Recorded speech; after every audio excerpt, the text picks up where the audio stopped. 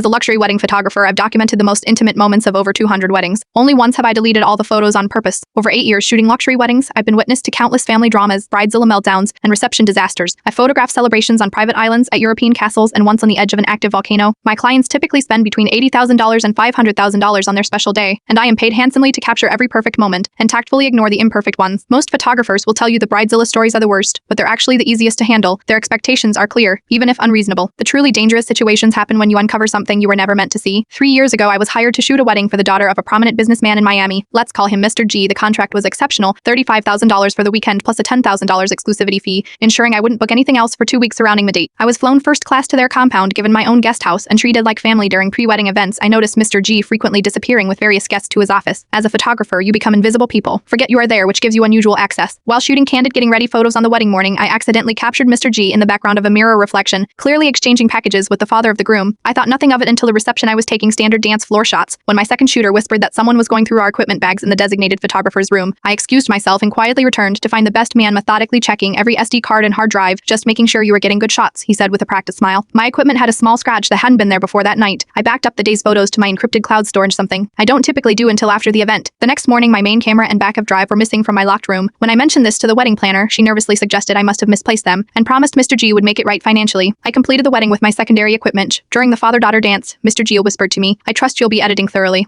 On the beautiful moments only on the flight home, a flight attendant handed me a note. "The extra $25,000 in your final payment depends on your discretion. Some photos aren't meant to exist." I reviewed my cloud bit that night and discovered what they were concerned about. In the backgrounds of at least a dozen seemingly innocent shots were clear images of what appeared to be significant financial transactions and package exchanges. One image inadvertently captured a notebook with what looked like a ledger of names and dollar amounts. The next morning, 2 men in expensive suits arrived at my studio with a contract addendum and a briefcase. The document included an unusual expanded NDA with extreme penalties. The briefcase contained $50,000 in cash, double my remaining fee. "Mr. G appreciates your professionalism," one said. "The family would like all copies of all images, including personal per pit." I signed the document, accepted the money, and handed them a hard drive. Once they left, I contacted a lawyer friend who connected me with the FBI. I never learned the full details of what happened next, but 6 months later, I watched Mr. G being escorted from his home in handcuffs on the national news.